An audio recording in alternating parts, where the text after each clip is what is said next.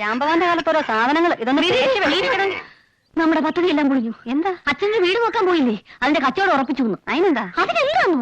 വീട്ടിൽ അഡ്വാൻസ് കൊടുക്കാൻ വേണ്ടി മരുമക്കളെ എല്ലാം ആഭരണങ്ങൾ വാങ്ങി നിൽക്കണമെന്ന കിളവൻ തള്ളിയോട് പറയുന്നത് കേട്ടു. അതിനെന്താ കൊടുക്കാലോ?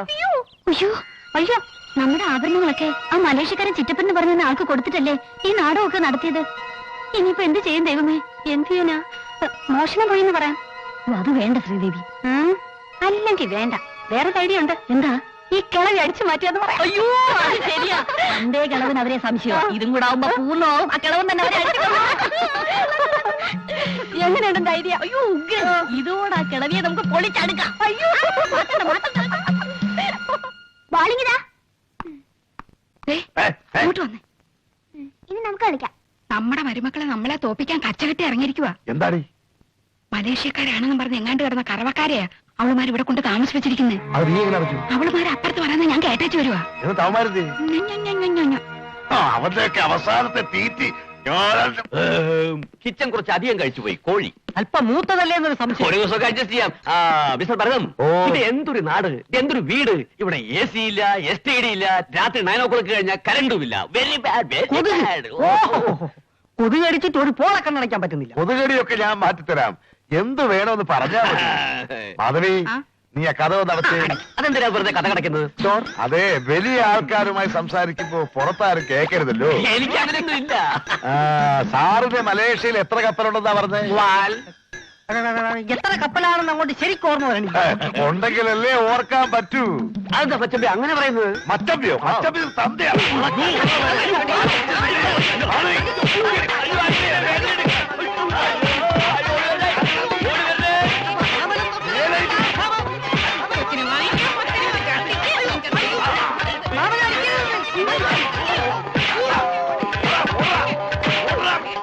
ചേട്ടാ ചേട്ടാ ഒന്ന് എണീറ്റേ. ഒന്നിങ്ങോട്ട് വന്നേ. എന്താ? മായയുടെ മലേഷ്യക്കാരൻ ചിറ്റപ്പനെയും ബാല്യം അമ്മയും അച്ഛനും അടിച്ചോടിക്കുന്നു.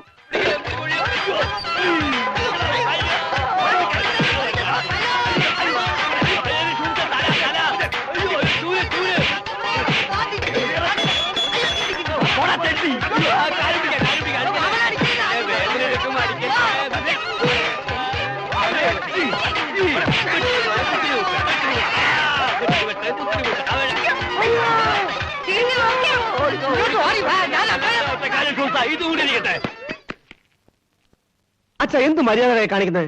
വീട്ടിൽ കയറി വന്നവരെ അവമാനിച്ചു വിടുക. മര്യാദകേട് കാണിച്ച് ആരാണ് ചോദിച്ചു നോക്ക്. നിന്റെ കെട്ടിയോടും ആളുകാരോട് ചേർന്ന് ആ കറവക്കാരനെ ദരിദ്രവാസിയെ വേഷം കെട്ടിച്ച് ഇവിടെ കൊണ്ട് നാടകം കളിക്കായിരുന്നു ഇതുവരെ. ഒരു പൊട്ടി പെണ്ണിന് വേണ്ടി സ്വന്തം ആഭരണങ്ങളെല്ലാം പെറുക്കി കൊടുത്ത് എന്നെ കബളിപ്പിക്കാൻ നോക്കിയത് എന്തിനാണെന്ന് ചോദിക്കേ.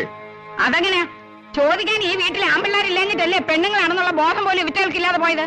ശരിയാണ്. ആണുങ്ങൾ ചോദിക്കേണ്ടടുത്ത് ചോദിച്ചിരുന്നെങ്കിലേ മര്യാദക്കാരി പെണ്ണുങ്ങളായിട്ട് ഞങ്ങൾ ഇവിടെ ഇരുന്നേനെ. പറയട്ടടാ അവള്. അത്രയ്ക്ക് ആണുങ്ങൾ ചെയ്യേണ്ട എന്ത് പണിയാ അവള് ചെയ്യുമെന്ന് പറയട്ടെ. തന്ത ചത്ത് ചെതയിലെ തീയണയുന്നതിന് മുമ്പ് ഇങ്ങോട്ട് കൂട്ടിക്കൊണ്ടുവരുന്നത് ശരിയല്ലല്ലോ എന്ന് കരുതിയാ കുറച്ചുകാലം അവിടെ നിക്കട്ടെ വെച്ചത്. അതിനു മുമ്പ് ഇതുപോലുള്ള നാടകം കളിച്ച് അവളെ ഇങ്ങോട്ട് കൂട്ടിക്കൊണ്ടുവരാൻ അവളെ കെട്ടിയോടില്ലാത്ത തന്നെ ഇവളുമാർക്ക് എങ്ങനെ ഉണ്ടായി? മതി, ഒച്ച വെച്ച് സംസാരിച്ചോണ്ട് ചെയ്ത തെറ്റൊന്നും ശരിയാവില്ല. ചെമ്മാടത്തിന് കാണിച്ച് അച്ഛനെ വിരച്ചോണ്ട് സംസാരിക്കുന്നു.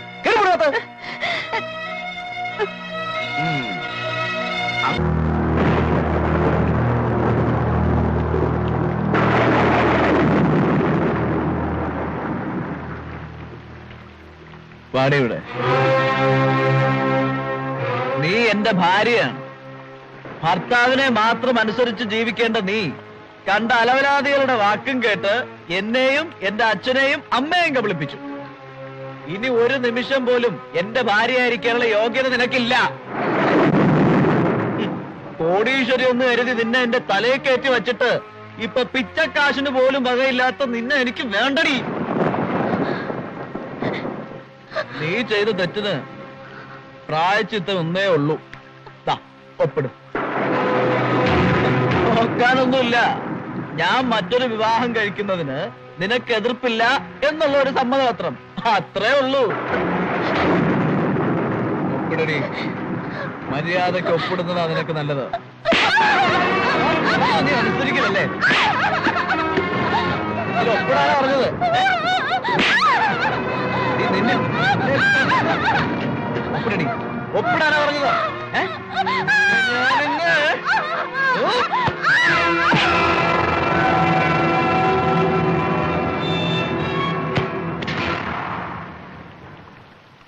മായ മായ മായ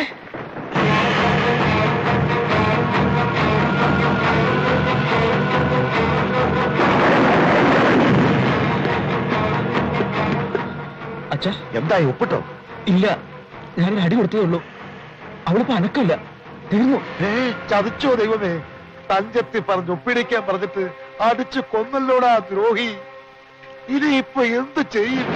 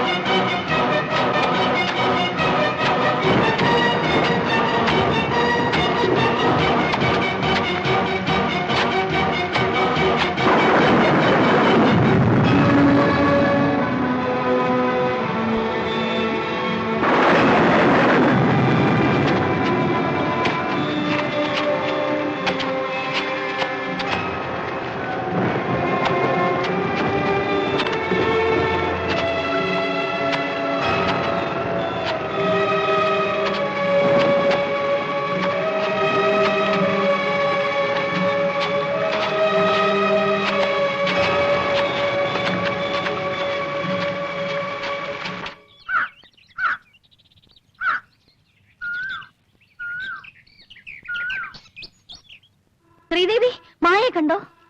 ഇല്ല, മായയും കുഞ്ഞിനെ എല്ലായിടത്തും തിരക്കി, ഇവിടെ എങ്ങും കാണാനില്ല. എവിടെ പോനാ? പിന്നെ മായയുടെ മുറിയിൽ ചോര വീണ പാടുണ്ട്. അയ്യോ, ചോരയോ? എനിക്ക് പേടിയാവുന്നു. മായക്ക് എന്തോ സംഭവിച്ചിട്ടുണ്ട് മോളെ.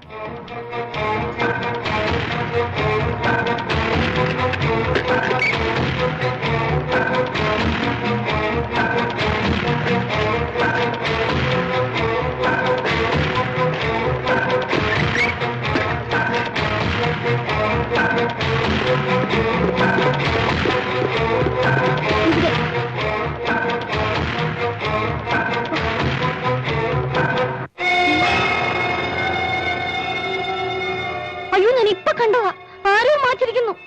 അതിനിടയ്ക്ക് ഇവിടെ ആര് വരാനാ? ഈശ്വരാ.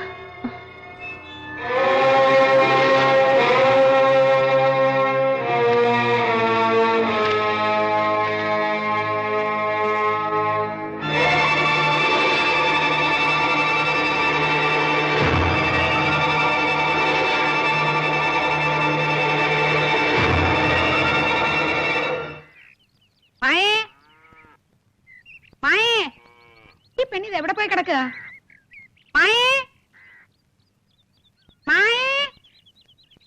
എനിക്ക് വയ്യ ഇനി വിളിച്ചു പോവാൻ. എവിടെ പോയേക്കുന്നു? എടി സത്യം പറ, എന്റെ അലമാര നീ തുറന്നോ?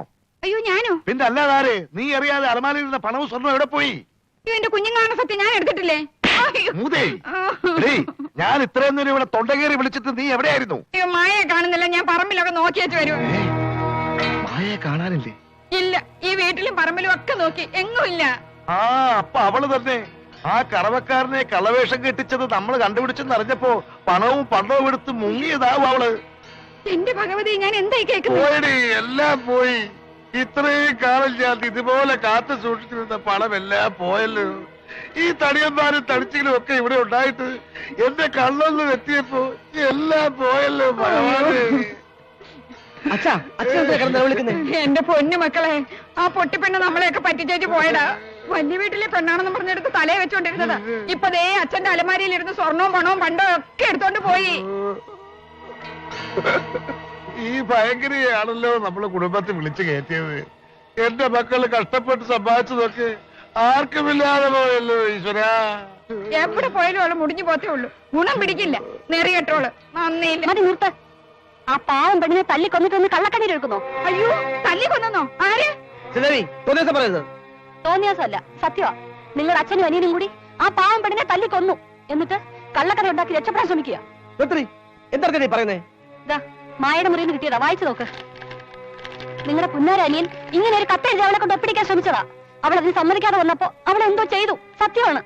ചന്ദ്രേച്ചി മുറി അടിച്ചു കയറാൻ ചെന്നപ്പോ അവിടെ ചോരപ്പാട് കണ്ടിരിക്കുന്നു. ആ സമയത്ത് മായ മുറിയിലില്ലായിരുന്നു. ഞാൻ പോയി നോക്കുമ്പോഴേക്കും അത് ആരോ മായ്ച്ചു കളഞ്ഞു. നമ്മളൊന്നും അറിയാതെ ഇവിടെ എന്തൊക്കെയോ നടക്കുന്നുണ്ട്.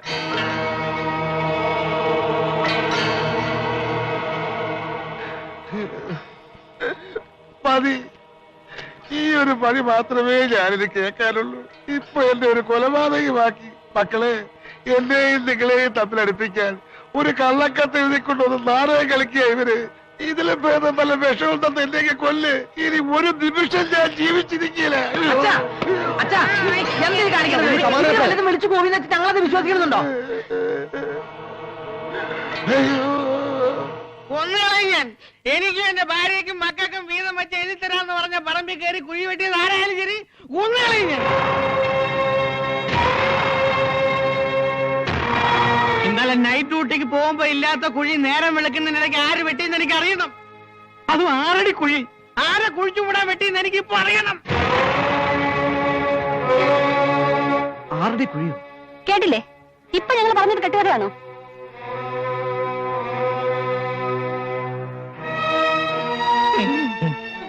ഇതിലൊരു കഥയില്ല. കുഴി വെട്ടിയ ഞാൻ തന്നെയാ. അയ്യോ, എന്തിനാ? ജയദേവന്റെയും മായയുടെയും ജാതകത്തിൽ കാലദോഷമുണ്ടെന്നും അതിന് പരിഹാരമായി മന്ത്രം ജപിച്ച് കെട്ടിയ കുടം പറമ്പിൽ കുഴിച്ചിടണമെന്നും ജ്യോത്സ്യം പറഞ്ഞു. അതിലാ കുഴി വെട്ടിയത്. കള്ളം, പച്ചക്കള്ളം. ഇത് വിശ്വസിക്കരുത്.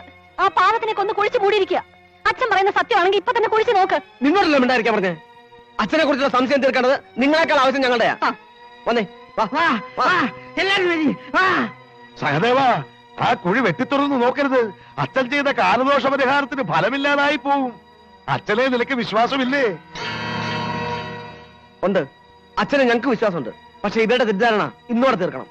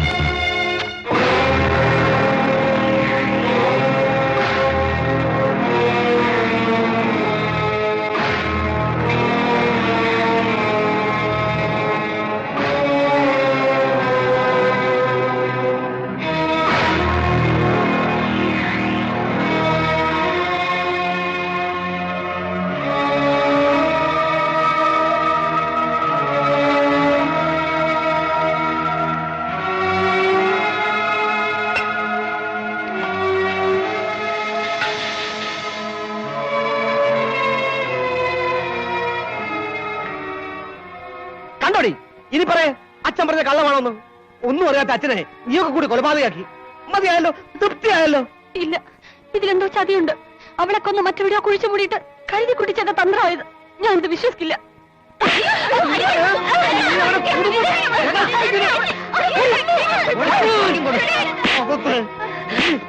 നിന്നെ എന്റെ അച്ഛനെ വിശ്വാസത്തിലോ നീ